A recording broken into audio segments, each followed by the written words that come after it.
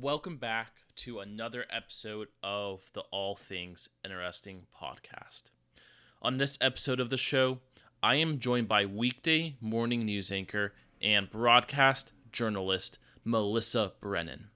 Melissa joins the show to share her thoughts on the current climate of the news industry, some of the challenges and opportunities broadcast journalism is facing, and how the evolution of technology is influencing broadcast journalism and how platforms such as Twitter are altering the ways we present news.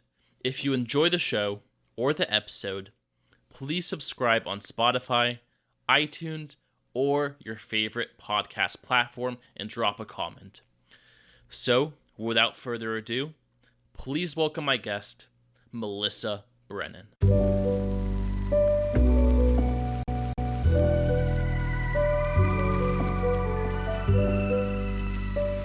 Welcome to the show, Melissa Brennan. We introduced way back when through my girlfriend, as you two are best friends, and I learned that you were a weekday morning news anchor, but I've never had the opportunity to sit down with you to learn more about your work. So it is awesome to have you on the show to talk about what you do. And yes, I don't know many news anchors out there personally. So what is it like? And just very briefly, what was the process like to becoming a news anchor? Yeah, well, first, thank you so much for, asking me to come on. I was really excited. And to get to be a news anchor, there's a lot of steps to get there. And my undergrad degree is in broadcast journalism. So I knew kind of right off the bat that I did want to go into storytelling and kind of broadcast journalism in a sense. I kind of took a very odd path because I ended up going to business school and I got into the startup world. But when that kind of winded down for me, I decided to go back in journalism. I started off as a producer, kind of web content person, moved to a weekend anchor, and now I'm a full-time morning news anchor. And it really all just started. Why I wanted to do it is because I love storytelling. And I think that this day and age, it's very important to trust the news and trust the media. And I wanted to be a part of that. I think there are multiple sides to how, I guess, society views the news. In many cases, there are challenges because we're dealing with an overabundance of sensationalist news, biased news, as well as, I guess you could argue, fake news from some people. And I think that really disrupts the perception of quality coming from journalism and mainstream media. So, I mean, in your personal experience, how are some ways that you as an individual and I guess the journalist community are kind of facing this, or how are you guys handling that? Yeah, so I mean, when I definitely think that the industry has changed even since I graduated undergrad in 2014, especially with the Trump administration and the anti-media movement. It's definitely been harder than ever to be a journalist. But from my personal opinion and from my coworkers and people that I know in the industry are very, very truthful people. The management that I work with, that I've known across the country, there's nothing that ever goes on air that doesn't have a handful of eyeballs that are checking it. And that's why I find it disheartening sometimes when, even on my morning news show, when, we have viewers saying, oh, this isn't real, or this isn't fake, or you're lying about this. And we, as journalists, we also fact check our work. We go to our coworkers, we go to our higher ups to fact check everything. And what goes into that process though? When you mention fact checking, what is the process that goes into that? Because someone can say they fact check, but that could be going to another source who might not be the source of truth in many cases. Absolutely. And that's a great question. So, so I'm primarily talking about local news, because national news is a completely different ballgame and they have much more resources. So this is kind of at the smallest scale. And from a local news standpoint is we're affiliates. So my station is a CBS and ABC affiliate, but we also have connections with CNN. So really anything that we run that's more of a national story that's right outside of our community and our town is, quote, fact checked by these larger mainstream companies who have teams to specifically reach out to the politicians or to, a salon owner or whatever the topic of the story is, that they are by themselves or somebody that they employ are going out and speaking firsthand to these people for their accounts. Mm-hmm. Now, where you find a lot of the fake news is, my personal belief is social media is a great way to flip the narrative. Is you can go talk to a salon about what their reason is for opening up their salon during the COVID-19 restrictions here in Michigan, but you talk to somebody else, somebody going to the salon, and they're anti his stance, and you kind of have this narrative where you don't really know what his reasoning is to open. And what we do in the news is try to get both sides so then you can make your own decision. And I know we kind of briefly talked about in notes earlier about opinion pieces in the news. And when you have people, Tucker Carlson is the name that just comes to my head because he's obviously a huge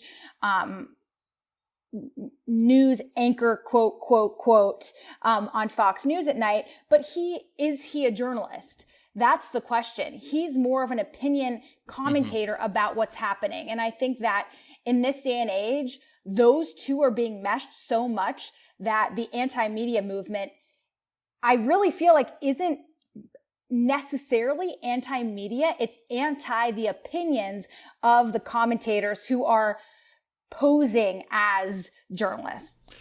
I see where you're coming from, and I'm going to point out a quote here by Donald Trump.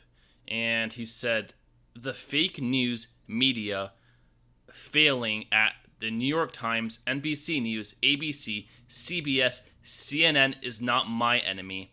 It is the enemy of the American people."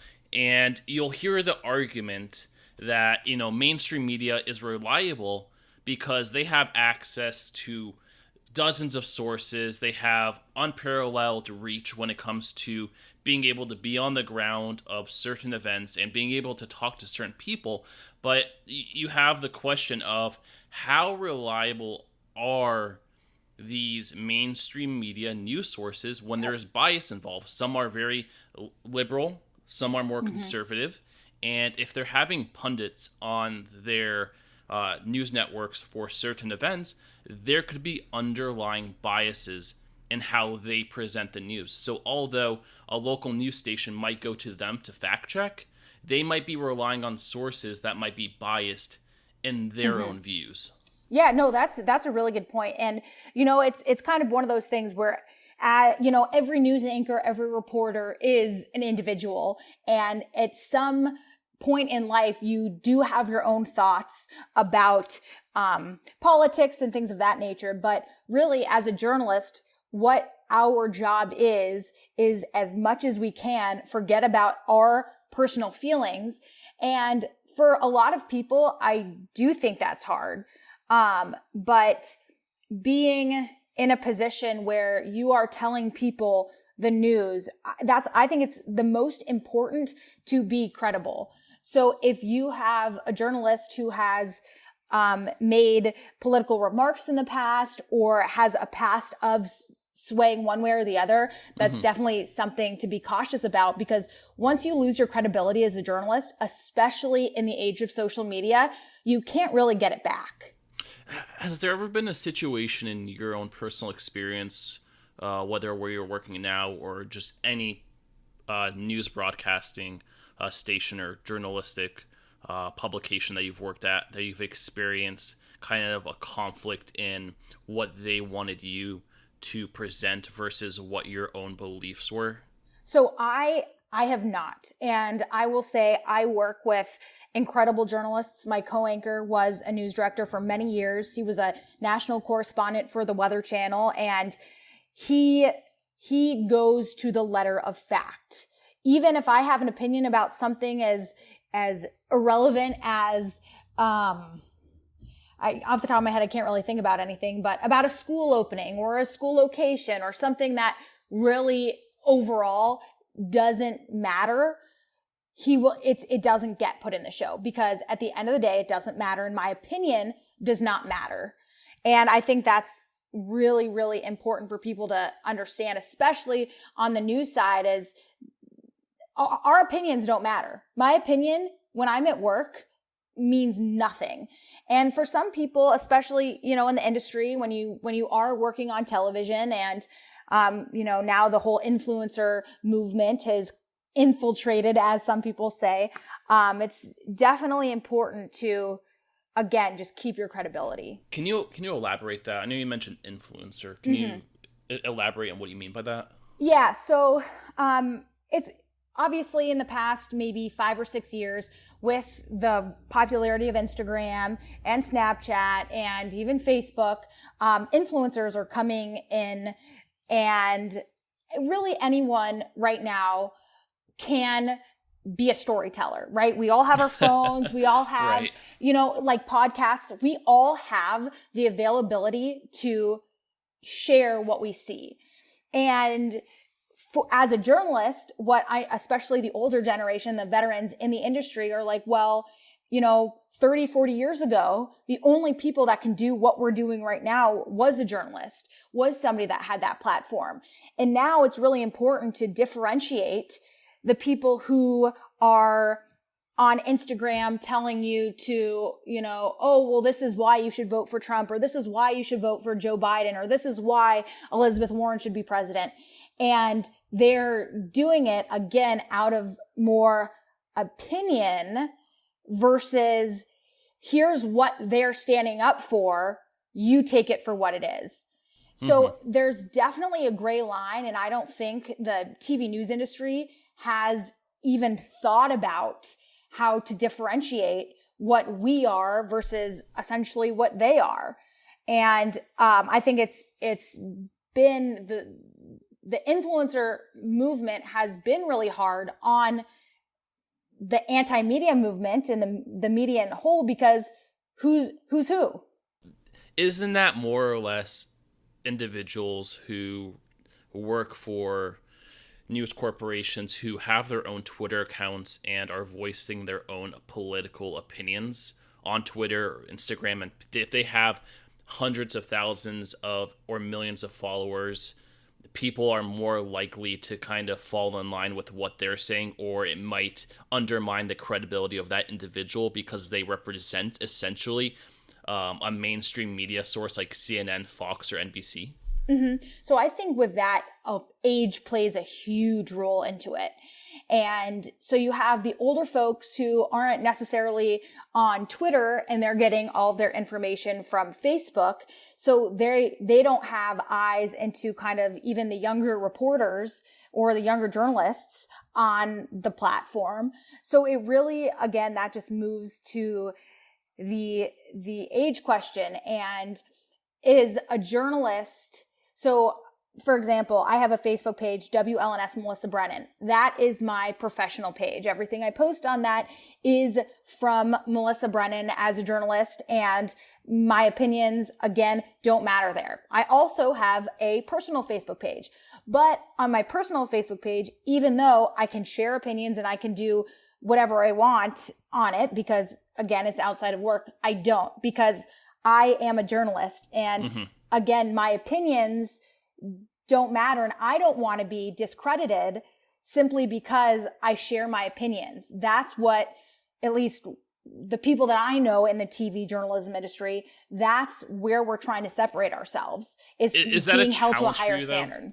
Is that a challenge for you in the sense that it makes it difficult for you to kind of separate your own political convictions from your work life and your personal life, because essentially, if you can't have your own opinions while on the air, and you can't have your own opinions on, I guess, your Facebook page, for example, it seems as though you're under the spotlight, essentially, and every single word that you say is scrutinized by the general public. Yeah, absolutely. And it really is more about not me having an opinion, but me not sharing my opinion outside of myself with my husband, maybe a few friends. But other than that, like I said, the line to have credibility in today's world as a journalist, I think there is such a fine line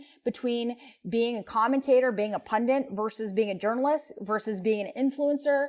And, the whole ad space is a completely other ball game, where some people are getting paid to say things about politicians and about things that are going on in their community. And being associated with anything like that as a journalist, like I said, it will ruin you. And, I do think that as a journalist, being employed by an affiliate, being employed by a mainstream media company, is everyone that has that attachment and that employee is held to a higher standard. So how does mainstream media deal with this challenge of facing up against influencers or people who are being paid to write these biased pieces or present certain events in a biased manner? Yeah. It seems like a big challenge, because you're going to see headlines out there that are almost sensationalist. You're going to see news bits out there by people saying one thing is one way when in reality it isn't. So essentially it's going to make it even more difficult to fact check against that. Absolutely. And in terms of the industry as a whole, kind of fighting the influencer industry, I do not know how the TV and the journalist community can face that. And my biggest worry with it is that as the influencer community is all young, right? I mean, everyone who are big players are under 30, 35. And all of the big wigs in the journalist community are the veteran anchors who are 60, 65 years old. So there's a huge gap in how the younger generation consumes news. And as the younger generation grows up, in 20, 30 years, is, one of the highest paid influencers going to get a spot on primetime television telling you the news? I hope not. Right, exactly. And I think that's really the question, is that it definitely takes a lot to personally build that line between what's a journalist and what's not. And I think a lot of people in the industry, that's what we're trying to do. Have you heard of the platform called Reddit? Oh, I love Reddit. Okay, Huge Reddit fan. So something I found interesting, and this applies also to apps such as Snapchat, Instagram, TikTok, and others out there, but there is this idea that over time, we as a society have decreased our attention span down to around 8 minutes, and there's that story in and of itself isn't necessarily accurate, but there's this pervading idea in which we have simply been accustomed to skimming over content rather than actually reading the underlying information. So when we have applications like this that present information in very short sentences, especially Twitter, for example, you often see a surge in sensationalist titles. So if someone goes on Reddit under world news or news, you're going to see a title that takes a tiny bit of that article way out of context, and people don't even take the time to read the article. You will see them immediately go into the comment section and just blast an opinionated or biased view against it strictly based off the title. And I think that's absolutely crazy. And it really goes to show how we've strayed away from an objective analysis to a very opinionated and biased sort of perspective on the news based simply off like a couple of words. And it really is just, it shows a really downtrend in how we kind of absorb information nowadays. Yeah, I mean, I couldn't agree with you more. I love Reddit. It's probably my favorite social media platform, so to speak. And I do frequent the subreddit of world news and news, and I see that all the time. And what's really interesting about it is, you know, like you said, you'll see the title of the story, you'll go in and read it, and you look back at the title and it's like, wait, all of these people are arguing or discussing something that really doesn't exist. Mm-hmm. And then you have the people who've actually read the story, and then there's all arguments about what they're even talking about. And then it just is, well, the media doesn't want us to really know what's happening. And it's like, that argument just hurts the media more. Whereas if people were to read exactly what's out there in full with the correct context, I think that a lot of people would have a different view of the media. Right. One thing that occurred, I think it was 2 days ago maybe, was Trump tweeted out that Twitter is completely stifling free speech, and I, as president, will not allow it to happen. And of course, he was trying to put an order in place to, I guess, shut down Twitter. But realistically, that isn't possible. All it does is it makes that platform liable for what people say. So, for example, if I commented Donald Trump is XYZ, Trump can sue Reddit, for example, for that comment. So do you think this is kind of creating a larger issue now when we have not only sensationalist titles, but now we have a possible order being put in place which allows Reddit, for example, to become liable for these comments? Yeah, you know, I think that diving into social media, all platforms out there, and essentially holding people accountable for their words, I think is a very, very sticky area because social media was created. Remember, I'll just speak to Facebook. When it was created, it was a Harvard guy in his Harvard dorm room literally creating a book of his friends' faces and kind of what they're doing. So the whole point of the whole social media movement, I mean, even with MySpace, just to connect with your friends. It was never, when it was created, thought to be some huge, absolutely world-changing platform where the media and what the media is saying could be manipulated. For not even the media, just stories in general. And how I like to think about it is a game of telephone. So if I put something on Facebook that I see outside my window, well, I give it a few days, maybe even a few hours until you see that story in Arizona all the way across the country. And what I said and what you think that I said is completely different. But whose fault is that? You can't really fault the platform for it. It's the people on the platform.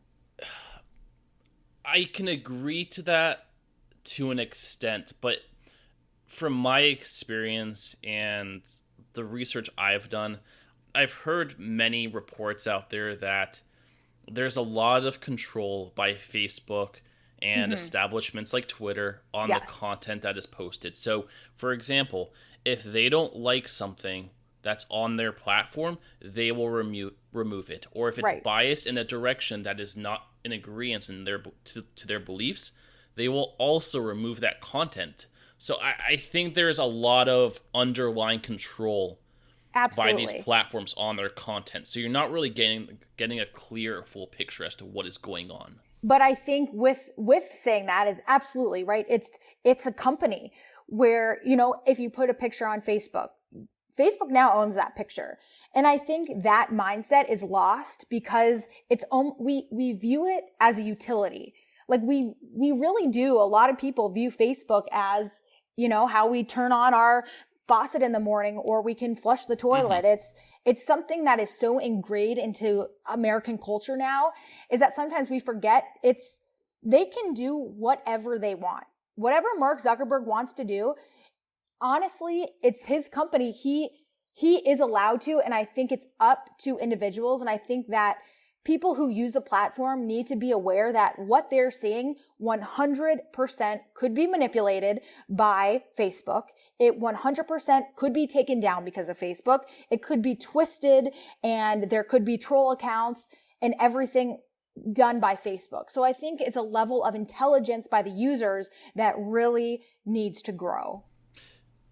But how many people out there really take the time to think about what is happening with their data? Because although Facebook is free and we're not paying for the product, we are essentially the product. We are providing Facebook tons of information, whether it be personal information, whether it be our own opinions, whether it be our own biases, whether it be news or just any form of content.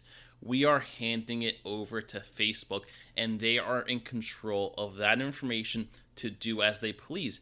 And I don't think that most people out there, including myself, realize that or really take the time to think about it, because much like our phones, we don't think about it, but it's in our pockets or in our hands maybe 90% of the day. We don't leave the house without it, yet it stores most of our information. Right, exactly. And I read in an article back, I believe it was Wall Street Journal, don't quote me on that, but that right behind money, the second greatest currency in the world is data. And like you said, we essentially are the product that is making Facebook billions of dollars. But we don't have to be. Anytime you feel like your content is getting twisted or it's getting deleted, or you think that, whatever personal reason you have a problem with, get off the platform. Because I really don't think that in this day and age, I don't think the government has reached up to the level of technology and data privacy that it should be, and that where we're at from an industry perspective. So if there's a challenge with how we are providing information and data to all of these platforms, how do you think that's going to kind of shift in terms of how we consume that information in the near future? Because of course we discussed the challenges with Twitter, with Facebook. You could also put YouTube in that list as well. But how do you think that's going to shift moving forward if people come to realize that storing that information on there or putting out their personal opinions on these platforms isn't as viable or as sound as it seems to be? Yeah, I mean, I think that's a great question. And I really, until kind of our generation grows up and kind of gets into those management positions and gets into the positions to make the changes from individuals and companies, and then in the industry side on working for Facebook and Twitter, et cetera, I don't think anything will change. And I don't think that people will see what they're doing and what they're posting actually is not whatever you say on these platforms, you don't own it. And that is the key that I think until our generation gets a little bit older and in those higher positions, that it is lost. If I understand what you're saying, you mean there has to be a sense of accountability by its users. So until individuals are being put under the microscope for their own actions or their own opinions or their own words, we're not going to have any structure or not control necessarily, but we're not going to have a lot of regulations around what is being said, what is real, what is fake, what is fluff, and what's sensationalist? So yes and no. So yes, is I think that users definitely need to be more held accountable. They need to learn, and I believe it's the responsibility of these companies like Facebook and YouTube and Google to explain, not in a do you agree to our terms and agreements and be a 20-page legal document that you don't understand. But what I'm saying is that, so me and you having this conversation, we're both under 30 years old and we understand that what we post on social media for the most part, and I would say a lot of people in my circles, and I'm assuming in your circles, you know, they kind of know, like when they post something, it's not really theirs and it can be shared, and, you know, you're kind of putting it into the universe and there's no such thing as deleting. But when you have people in positions at Facebook who are older, at YouTube, at Google, that they don't necessarily know how to explain that to a good portion of their users, then I just think that how it is now is how it's going to be until somebody who fully understands the platform gets into position of power. Do you think when people come to realize that, or when they come to be in a position of power, do you think that the likes of Facebook and Twitter and Instagram are still going to be popular? Or do you think we're going to kind of move away from that into a more refined form of social media that has more regulations around it, that does fact check, that does provide people with more clear information, that it isn't overly biased but is objective in nature? Well, so the question with that is like you said at the beginning of the podcast, is what is true fact checking? And how do you get somebody to believe that something was truly, truly fact checked? So I think, I'm sure of it, that in Silicon Valley and in hubs across the country, that there are small startups trying to be essentially the BBC or the objective new media news source. But you have to remember, you can go around and cover stories across the country, speaking to the individuals about what they are doing, what they are seeing, their reasons behind certain things. And there will be people on no matter what platform you choose that just don't want to believe it. Mm-hmm. Or they think that it's an opinion, or, well, you know, this person knows this person and this person is very liberal or very Republican, and it just gets twisted. So I think that it's one of those things that, again, is kind of more so on the user. In terms of, you know, in years, what social media platforms will still be around. For example, MySpace, obviously that is still alive. A lot of people don't know that, but it's mainly focused on music. Mm-hmm. But I think Facebook will be really the pioneer, and I think Facebook will be around for a while, but it won't be the Facebook we know today. It'll be kind of a yearbook again, essentially what the original use was it for. I think news sites will kind of steer away from it. I'm sure something else will pop up, and it'll kind of be more of a memory that people kind of share their big life events on. But other than that, I'm sure that there will be other platforms to pop up, but I really do think that the questions who's responsible until the government catches up with technology, I think that will always kind of just be up in the air. I think you make a good point, just going back real quick to the alternative forms of media and news outlets out there that are in Silicon Valley, for example. I know there are websites such as BuzzFeed and Vice News who are providing alternative forms of news. I think the problem with those platforms are that a lot of their titles and a lot of their articles are very sensationalist, and I think that's very much a byproduct of, as a society, how we've become accustomed to the idea of likes and thumbs up and just other forms of positive affirmations on Facebook and Instagram. And I think it really has kind of skewed how we view news, how we intake the news. You know, what is important to us. I mean, if I post an article and I get 3 million upvotes on that, people are more likely to, you know, follow me as opposed to if I have 5. And one thing I've noticed is that mediums such as Twitter are thriving out there because they have millions of users, and you have famous people, including, just Donald Trump, for example, who can get over 200,000 likes or on his tweet, people just seem to be shifting away from traditional forms of media. Yep. All the way to short form forms of media such as Twitter and Vice News and BuzzFeed, although they're not really portraying an objective standpoint on what is ongoing in the world today.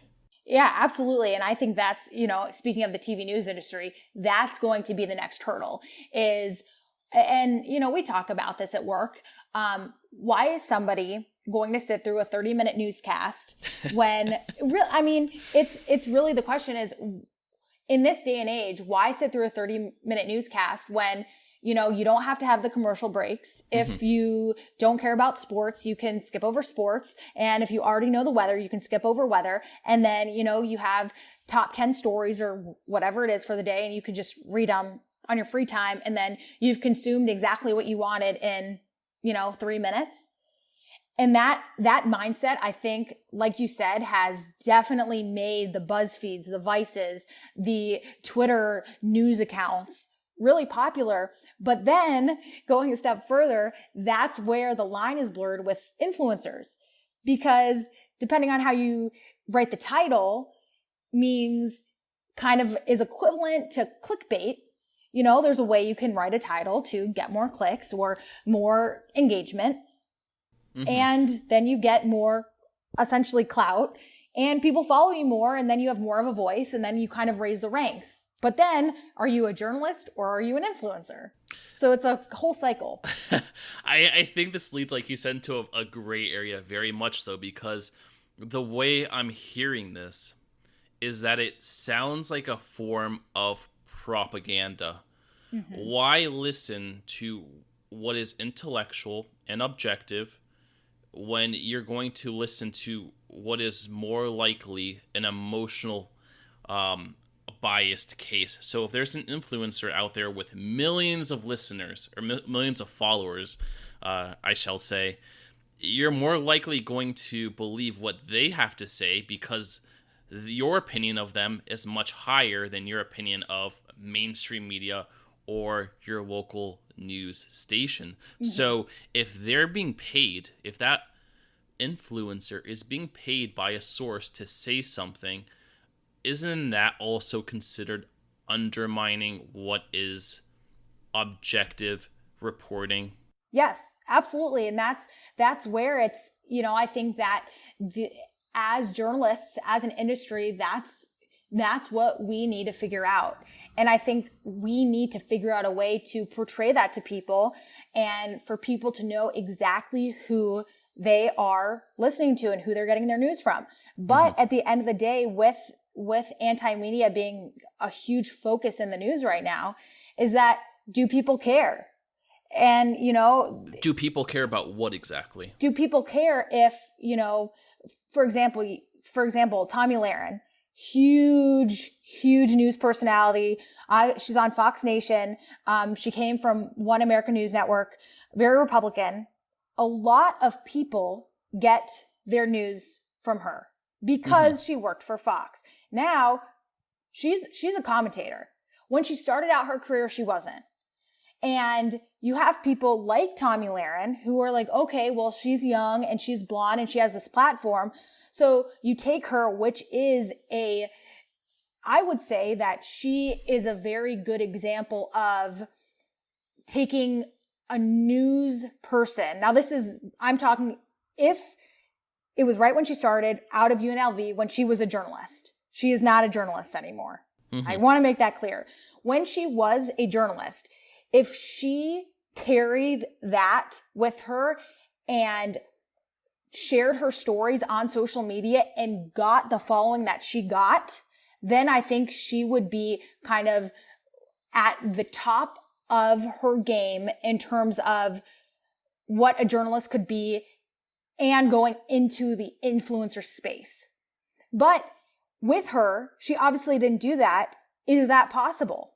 Can somebody who does not give their opinion, who tells us news exactly how it is, some people will love it, some people will hate it, can they get a following? I don't think it should be about getting a following, because going back to earlier in our conversation, you said that once you become a journalist, all of that goes out the window.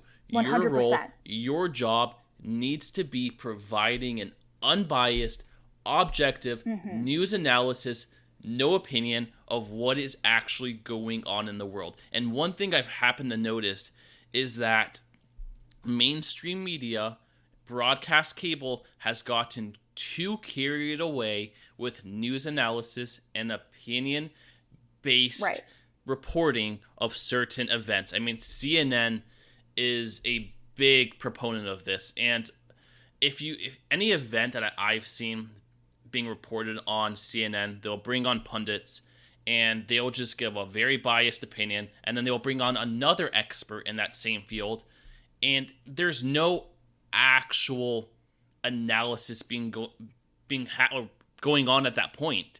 It's just people reporting their own opinions of the matter. There's no, let's fact check X, Y, and Z. Right. And even to elaborate further on there, I know Rachel Maddow, and she's a phenomenal reporter and television news program host on, I believe it's CNBC, I think she reports on.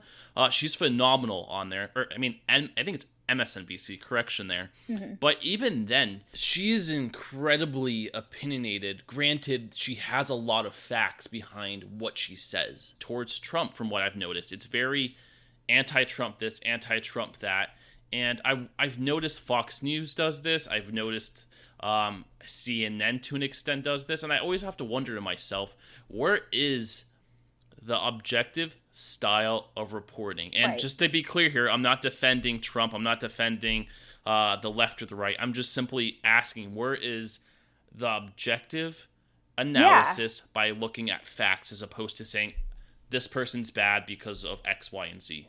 Right. And I think that especially with cable news and your big networks, is that even with being objective, if people already have, CNN is liberal and Fox is conservative, this idea in their head, there's almost nothing that the journalists at these stations can do, because you have the commentators and the pundits who are put at, evening primetime slots. And that's what the network is. So, in my personal opinion, I think what's wrong with the mainstream media in that sense is that, there's completely make a different network for opinion, for pundits, for commentators. CNN, MSNBC, all of the major networks, I really do think should be strictly journalism. And I don't think people realize that they're not.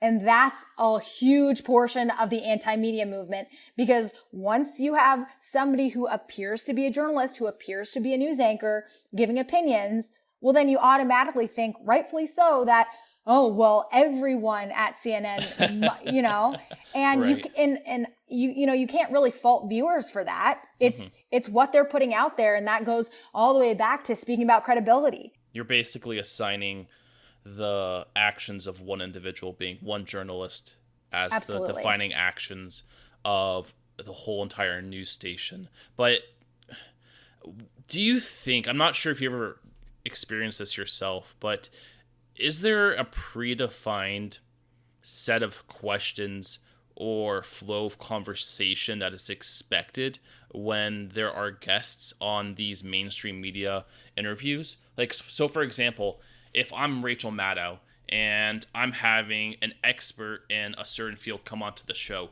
am I being provided a list of questions to ask them, or do I have some amount of control in terms of the questions that I'm allowed to ask? Yeah, so the journalistic standard for that is you don't send over questions. You kind of just explain what we're going to be discussing, and then you kind of go from there. A lot of people kind of want a rubric, kind of more of an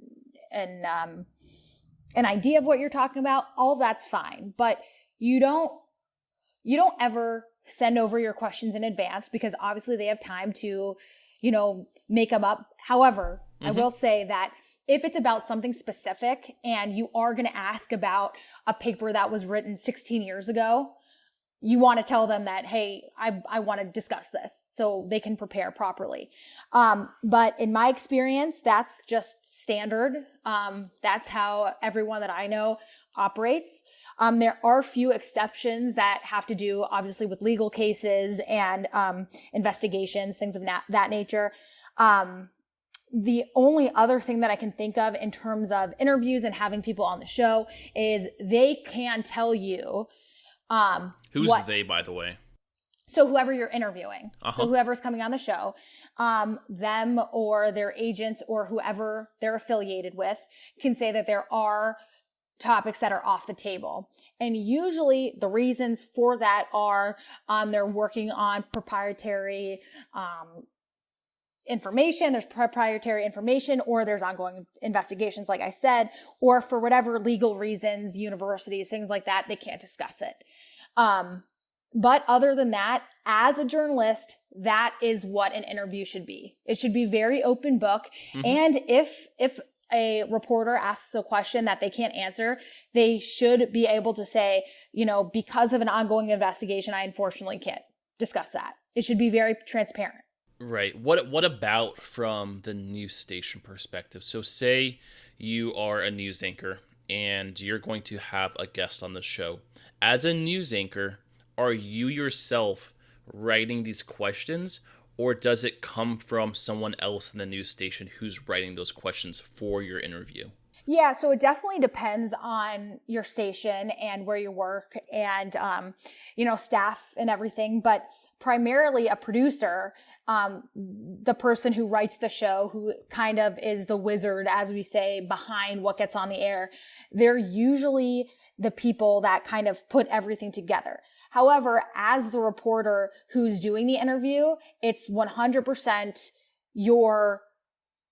you take it however you want it. So usually the producer will have some ideas for you. You take whatever from the producer, you'll have a meeting, and you kind of just take it from there. Mm-hmm. So, it's kind of hard to explain the relationship between a reporter and a producer, because the producer does how is a good way to explain it? Like the foundation of everything. Everything mm-hmm. starts with the producer, and as it kind of gets honed in, that's when the reporter anchor comes into play. They always have the final say. Does that also apply to teleprompters on the daily news? I know mm-hmm. you yourself are a weekday morning anchor, and there's typically a teleprompter with a list of information that you're reading off. Mm-hmm. Is that information something you write yourself, or is it predefined by the news station? And just to add another question in there, is that something you have to stick to the script with, or in many cases could you pull a Bill O'Reilly and go completely off script? No, it's a great question. A lot of people don't kind of understand the flow of your average newscast. So pretty much, the producer is the one who finds the stories to fill the show. The producer then writes the stories. Then what the anchor does is comes in after a majority of the content is already in the show, and we completely rewrite it how we speak. We completely rewrite it to add things or take away things that we personally know, that we look up. And we are 100% free to ad-lib, go off script in any way, shape, or form if we need to. For a majority of the stories, especially in local news, they're very to the point. They're very fact-based, just boom, boom, boom. This is what's going on. This is what happened last night. This is what's happening today. So there's no real need in local news to go off script. I mean, we have a lot in the show mm-hmm. that's called crosstalk, where you kind of just banter about different things or stories that you talk about. We never have that scripted, nor do a lot of people. But when you get into the live interviews, that's when you honestly don't really have a script. You're just talking to them. You would just have your questions and just kind of discuss as you would any other person that you're talking to. Do you think the same applies for mainstream media, in the sense that the news anchors, do they follow a similar structure in reading mm-hmm. off the teleprompters, or are in many cases do they just go off script and just present the news in their own fashion? So it depends on if it's a single anchor show, double anchor show, how many reporters are in the show. No matter what it is, they 100% have a rubric. They have multiple producers. So usually for bigger stations, for national newscasts, there's an executive producer, sometimes 2 or 3 executive producers with associate producers, and they're doing most of the work to make sure that the news anchor is not saying anything wrong and is not essentially lying on air, not on purpose. So there's a lot more people involved, but at the end of the day, the news anchor has read through everything that will be in the script. The only time that's not true is when there's breaking news. And with breaking news, we wear IFBs, which are earpieces that the producers talk to us. And if something's happening, we just kind of go off what we're being told in our ear, and the producers are trying to tell us what's happening, but that's usually all no script, just kind of saying what it is. One thing I've noticed is that I'd be up at work pretty early in the morning, like 5:30 or 5 in the morning, and I would turn on the news to a local station and notice that every single time that there would be, I guess, news anchors on at 5:30 or 6 in the morning presenting that daily news. Like, do you guys work in a different time structure where you're working from like 2 in the morning till 8 in the morning? Or is that just like some weird coincidence? No. So another great question is I get up at 1 a.m. So my show is we're on the air from 4:30 to 7. And then we have cut-ins through CBS This Morning since we're a CBS affiliation. And we update throughout CBS This Morning with local news updates. A majority, what really morning news is about, where it's definitely different from evening news, is your morning news. Obviously, it's very early. People are waking up. There's nothing really happening in the morning. So what we do is we take what has happened the night before when you went to bed, or what's in store for today. The breaking news that we have here tend to be crashes and sometimes break-ins, things of that nature, protests, because they tend to start early in the morning. But it's really kind of what's in store, what's on the agenda, especially now with the COVID-19 pandemic, what stores are opening, where you can go to get free PPE. And in Michigan, we're still under heavy restrictions. So, Governor Gretchen Whitmer here, she does press conferences. She did 2 today. So we kind of get people prepared when that'll be on, where to watch it and things like that. Where then the evening news is obviously things that are happening then, and you can see them live. So it's definitely a different, for people that watch evening and morning news, which actually isn't a lot of people depending on schedules. It's very different, but you won't see the same things.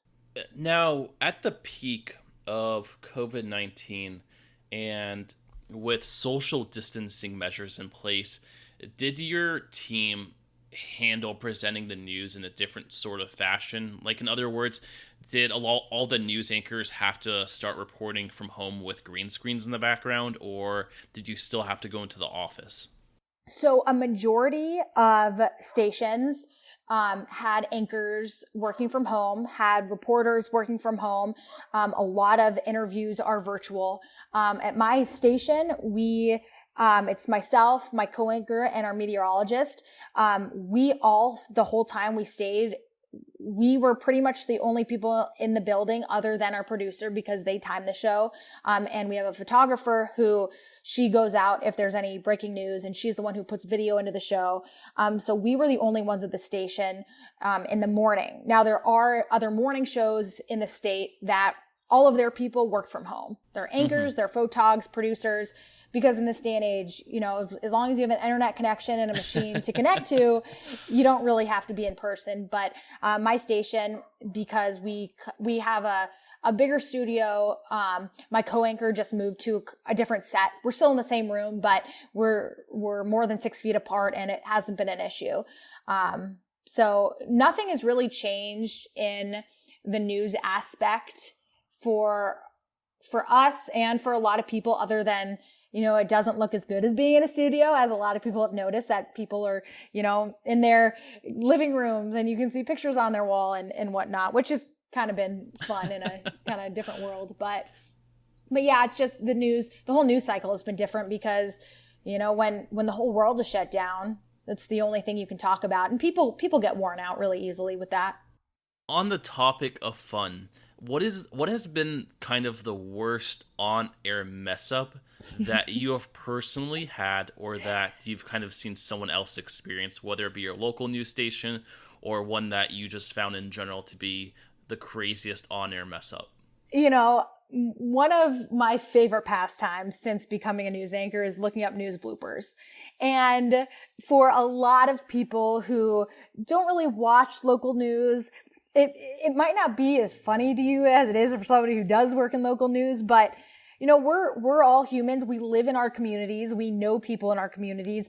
So when you mess up, it doesn't go viral. It's, you know, it's not some big conspiracy, but people see it and they think it's really funny too. So it's actually hilarious when you make a mistake on air or the prompter goes out and, you know, I work with such great people that, you know, if I slur a few words on air, if I don't know how to pronounce something, they'll just call me out on air for it. So it definitely makes it lighter. And I've said a few things. My favorite one, I'll have to send this to you so you can post it, but I was trying to say the word astrophysicist and our producer changed it. And I just had that word came up in the prompter and I was like,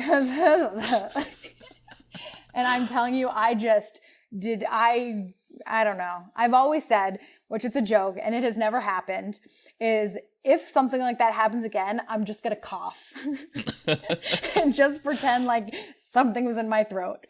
But other than that, I mean, it's as long as you don't make mistakes, you know, in terms of the content, it really is a great job when you have viewers who understand that we're just people trying to do our jobs and give objective news. And that's another thing, just I noticed, just going back real quick, when it comes to bloopers, you see a lot of those on the internet about local news where people freeze up or stutter on air or slur their words. And I have to ask, because I don't think everyone has a skill set for this. And you have to be an individual who is very comfortable with being on air, being in front of hundreds, if not thousands of people live on television. Was there a moment that you kind of knew that you had a knack for reporting? You know, it's a great question because I've always been outgoing. I've always been loud. I've never really been, you know, worried about what people think of me or what people are saying about me. And I think as I came into the industry, I've realized that you almost have to have that quality because you will make mistakes and people will comment on your voice, on your hair, on your everything. I mean, everything about you. And if you don't have that hard shell, you can't come off as confident. You can't come off as, you know, hi, I'm here to give you your news. Trust me. And if people don't trust me, then right off the bat, I've lost my credibility. And as a journalist, again, that's the most important thing. I know we talk a lot about being human and how important it is to kind of leave objectivity in the newsroom and biased or opinionated, conjecture outside of the office. And the question I want to ask is, what was the one piece you've covered that kind of had the most emotional or long-lasting impact on you? You know, I thought about this and it's really hard to answer that because you don't really know what will impact you until after you cover it or after you hear about it or after you're kind of involved with it. And I wasn't reporting on it, but I was anchored during the whole Larry Nassar scandal with Michigan State University. You know, so I work actually for the CBS station that outside of the Indianapolis Star, we were really the front station on that story. and just being involved with it in every aspect of the case. When you cover stories that are happening in your community, especially a smaller community, you don't really think about the worldwide impact or how bad things really are until you let it marinate. And the Larry Nassar scandal was almost a 2-year ordeal, and just every day something new would happen. And beyond, the survivors and Larry Nassar and sports and Michigan State University is everyone here knew him or knew his wife or knew his kids or lived in his neighborhood. And it really puts what you see even on national news around the world. It's real. And it's kind of hard to explain that when you experience something like that, working on something, being surrounded by something like Larry Nassar and just the magnitude of it, it just changes your outlook on a lot of things. I know, even just looking back, I think in the past year or two, I'm not personally big on watching the news, but when I used to get up like around 5 a.m. to watch the news before work, there was a whole scandal that came to be with, I believe it was Matt Lauer on MSNBC.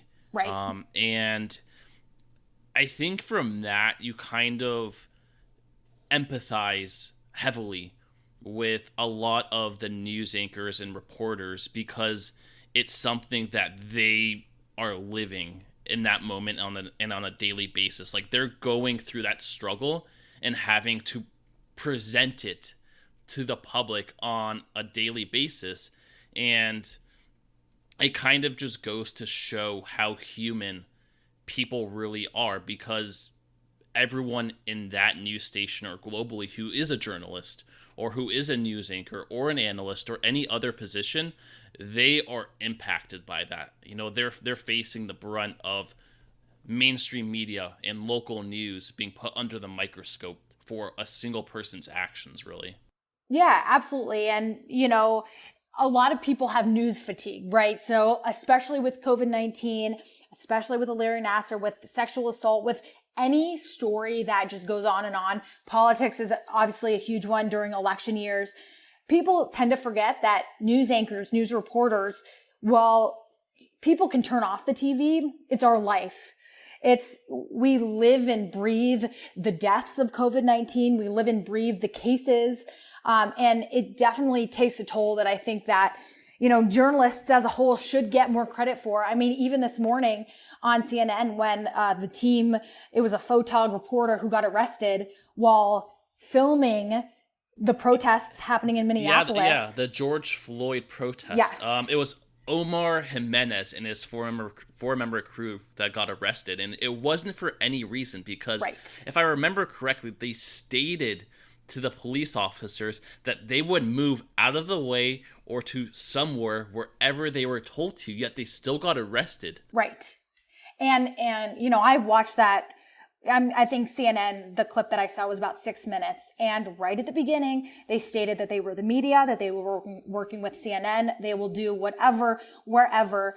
And you put yourself in that position because as journalists, our job is to go into the madness and to show people objectively what's happening. And you have that story, and beyond just the sadness that happened and everything happening in Minneapolis, it's that I guarantee that some people that wanted to be journalists, especially those of color, they're not going to want to do it because that gets into a whole other ballgame, but it's just, there's so many things wrong with that. And I think that hits journalists a lot because, we run into it for the good of society, for the good of the people, to tell stories, to show people what's going on. And that's what happens. I'm not too familiar with any of the legalities behind that arrest, but do you think it kind of drives more fearfulness for journalists to walk into those environments? And do you think that moving forward with a lot of the contention that is going on already with mainstream media and government perceptions on what is being reported or presented on platforms such as Twitter. Do you think it's going to kind of drive a divide between the media? Without question. So how's that handled then? Like, what do you think is going to change from that? Right, and that's really the question. I know all the whole team, they were released, and the governor of Minnesota released a statement saying that shouldn't have happened, whatever he said with that. But that does not change the fact that it happened. It was live on TV. There's no way that anyone can dispute it. I mean, for those watching live, that's just what was happening. And I think that it, especially for female journalists, it's hard. There's a lot of situations where it's not safe to go as journalists. It's never been safe. But honestly, to go to a protest, I mean, that was, obviously there was looting and there were fires. There was a lot of things happening in Minneapolis. But in that specific scenario this morning, there should not have been any problems with that reporter at all. Period. And there's a lot of other situations around the country where that happens, but it's not on live TV and it's not recorded. And I know female journalists around the country go into situations and it's uncomfortable for them. And when those stories essentially go viral, every time something like that happens, there's less and less people that want to be journalists. And what is the world without journalists? Freedom of speech, freedom of the media, freedom of the press. It really is this catch-22 that we're stuck in. And the government and the media should be at least in an understanding relationship. With the Trump administration, obviously that has not happened. I think you bring up a great point with suppression of media and freedom of expression. And I think even going back, think about a decade ago with the whole Edward Snowden release of documents. Do you think that moving forward, it's going to be more challenging for news stations and media to be objective and to still provide unbiased, open news, even especially from local reporters or just local journalists in regards to these? Or do you think there's going to be a greater amount of suppression on that? That's a good question. I mean, I think that, our government comes into play more than I think people realize. Is if a journalist can be prosecuted for coming out, somebody like Snowden, for example, not necessarily a journalist, but going to a journalist to get kind of the record set straight. If those type of people are threatened, that's what the media is for. The media is to tell the truth. The media is there to spread what is happening. And it is there to hold people accountable. And so if the government is trying to stop whistleblowers, essentially, or get in the way of newscasts or what's being put out on the news, even with Trump and Twitter essentially fact-checking his tweets and putting a disclaimer under them, I think it's a real problem. And that's something that I think as, we kind of move into the 2020 election and pass, depending on who wins, I think that'll definitely be a conversation at the top of people's minds. Mm-hmm. I think we come full circle on that, really, because on one hand, we're dealing with the challenge of the general population trusting mainstream media, trusting what platforms such as the New York Times, NBC, or CNBC, CNN are all saying, because they're concerned that some may be more liberal, some might be more conservative. But on the flip side, we're dealing with the challenge of fear of suppression of the news, fear of journalists being arrested or being suppressed for what they have to say. So I think we have to kind of strike a balance here as to what is it that can be safely reported, or what it is that we can report without fear of retribution, without fear of suppression for what the general public or news corporations have to say to the general public. And I think, like you said, definitely it does seem like it's going to be a big challenge moving forward into the 2020 election. Yeah, absolutely. And that's really what, like you said, that's what it all comes down to is understanding what the media is, trusting the people who are credible, and making yourself aware and putting in the few extra minutes to take the time to understand the content that you are consuming. On the topic of big news stories, major events, what, in your own personal opinion, do you think the biggest news story is out there that the mainstream media isn't covering sufficiently? That's a good question. I mean, I will say, just because of my work schedule, I don't tend to watch a lot of the evening news, even the morning news, just because I'm working on my local newscast.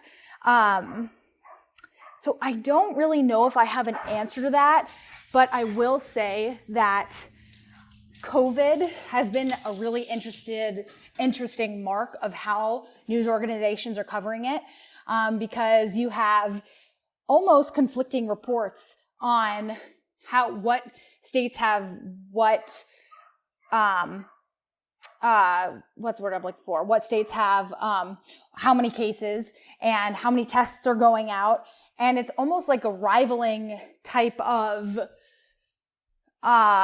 information being put out between the different news networks. Mm-hmm. And that's really been something that I've at least followed, in a sense of the problem with this story is being not understated, because it's definitely not being understated, but is it being told objectively across the board? I don't think so. Yeah, I think the objectivity of what is being presented about COVID-19 is a challenge for so many reasons, mainly that there are still so many unknowns about the virus itself, so I can imagine there being a lot of conflicting reports. And then second to that, we run into the issue with local governments either not having enough tests or testing not enough people, and that in itself creates a challenge of representing information in such a way that guides your local state policy as to whether everything should open, remain closed, or what health guidelines the public should follow. Now, as we get into the closing portion of the show, I usually like to end by asking all of my guests a list of 5 closing questions. So we'll get started here with question number 1. Okay. And that would be, what advice would you give to someone who is aspiring to become a news anchor or to be involved with journalism? Yeah, so first and foremost is, if you want to be in local news, in national news, whatever way, shape, or form, learn how to storytell. So that could be you with your phone figuring out a story that means something to you. So reaching out to a friend, a family member, even your parents. Have they done anything interesting in their life? And really honing in on why you're telling the story. From there, reach out to everyone and anyone. If you have questions regarding a story, reach out to the reporters. People will be mind blown at how easy it is to reach people that they see on their TVs. Obviously, Lester Holt is not that easy to get a hold of, but there's multiple correspondents that are on the NBC Nightly News that you can chat with on Twitter, and they respond. So that's really the big thing that I think people don't realize, that, we're just people, no matter in which way, shape, or form. News anchors, yes, they're harder to get a hold of, but correspondents, they are the gold. They have all the knowledge, and they're ready and willing to help out anyone. Mm-hmm. What has been, if you've seen the movie, what has been your favorite Ron Burgundy quote from Anchorman? Okay, so it's, I don't know if this is necessarily a quote, but it's when he's like, I'm Ron Burgundy, because there was a question mark in the prompter. Oh my goodness. I will just say with that, love Anchorman. And my co-anchor got me so good. So it's called cold reading when there's something in the prompter that you didn't read. So if you didn't proof a script, it's just called cold reading. And my co-anchor played a prank on me because we do next day teases. And when I first started on the weekdays, I told him, I was like, hey, I'm cold reading these because just in case I can't proof script, I want to get comfortable with reading in a prompter without knowing, so I get my speed right and my inflections right. And so one day he puts in the prompter like, hi, I'm Melissa Brennan, and I look really stupid right now because I'm reading this prompter and I don't know what I'm reading. And I read it like a news anchor, and I read it like I was telling the news, and it was the funniest thing. It was so funny. Was this live? It was not live, unfortunately. No, it was recorded. But anyways, it ended up playing our promotions director. He thought it was hilarious. They played it at our all staff meeting with 80 employees. I was in tears. It was so funny. So really that in Anchorman, I think that's hilarious. That will never not be funny to me. I think it should be a rite of passage for anyone in journalism or who is going to be a news anchor to watch Anchorman, just because of like all the kind of tropes that it displays. I think it's hilarious. Yeah, I agree 100% with that. What is a common misconception about broadcast journalism that you would like us to know about? That is a great question. Common misconception is that we are told what stories we have to run. We have to run stories. I don't know if it's probably about 2 years ago now that Sinclair Broadcasting went viral because they had must runs. That is something that I was surprised about. I did not know that existed. My company, I don't know if we are the largest local media company or second to Sinclair, but we're huge. There's 100 plus stations around the country. I've never read a must run. I've never read something that we had to run from corporate. The closest thing to that is teasing to future newscasts. For example, on Fridays now, because of COVID-19, we have Feel Good Fridays, which is a newscast at 5:30. We push to that. Those are the only, and as I quote, must runs, I guess, because we don't have to. It's preferred. So what you're hearing and what you're seeing, especially after that Sinclair must runs, are not a thing anymore. Everything that you're hearing, I'm speaking just to local news, is nobody's making the news anchor read it. I could 100% go to my news director, go to my managing editor and say, I don't want to read this. They'll say, okay. Wow. Yeah. Is there a news anchor or correspondent that you have most admired? So yes, and that is Diane King Hall. A lot of people don't know who she is, but she is the CBS Money Watch host. So she does packages in the morning on CBS This Morning, CBS Overnight News. But she reports on business and tech stories from the New York Stock Exchange. And with my business background and everything, I'm her biggest fan. I reached out to her on Instagram. And so we've chatted, and just like your first ending question for me about, what people could do if they want to get in the industry. I did it. I reached out and I was like, I am honestly one of your biggest fans. How could I enhance my career to get there? Tips, tricks, whatever. And, she's been really helpful. So she's my number one. I know a lot of people, especially in local news, have kind of their correspondents that they love. And she's the one I look up to. That's awesome. And the final question of the episode is, if you could share a message to the world, what would you say? That is a deep and great question.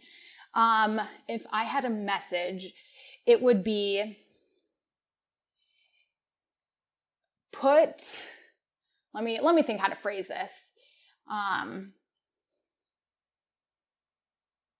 When you're active on social media platforms and when you watch the news, whether you like what you hear, you don't like what you hear, take it with a grain of salt and put it on yourself to do a little bit of research. Again, it's really, really important to say that people who are giving you the news, especially on national networks, news shows, local news, we are people, and people obviously do make mistakes. But if you have a problem with something that a news anchor, a journalist, a reporter, something that they've said, make it helpful criticism. There's no point of attacking them. There's no point of telling them they're wrong. There's no point of telling them they're right. Again, we are objective. And sometimes, a lot of the times, especially with social media, that gets lost. So if you need clarity, reach out to whomever you heard it from, and I'm sure they'd be more than happy to explain. Because, like I've said, a lot of the hatred and the anti-media movement is because of titles and is because of preconceived bias. It's not actually the content that is being presented. So just take that with a grain of salt, and, you can always be a part of the news, but do it in a respectful and careful way. Love the answer. Very well said, Melissa. So for those out there who are interested in either connecting with you on social media, following you, or even tuning in to your weekday morning show, how can they follow you? Yeah, so I have a professional Facebook page. It's at WLNS Melissa Brennan. You can just search that on Facebook. I have a Twitter at Melissa BB Brennan. I'm also on Instagram at that handle. You can also reach me at email. My email is melissabbrbrennan@gmail.com, and I always respond. So any questions, comments, concerns, go for it. There's links to our morning show on my Facebook page. So that's really a good place to see all the content that we share. But if anyone has any, follow-up questions, anything about the news media, I'm more than happy to kind of share my knowledge and what I know about it. Awesome. Well, thank you so much, Melissa Brennan. It's been an absolute pleasure to have you on the show. I believe we covered a lot on what is currently the climate of the news industry, what it's like being a news anchor, and more. So again, thank you so much for taking the time to be on this show. Yeah, thank you so much. All right, everyone, that will do it for this episode of the All Things Interesting podcast. And thank you so much for tuning in.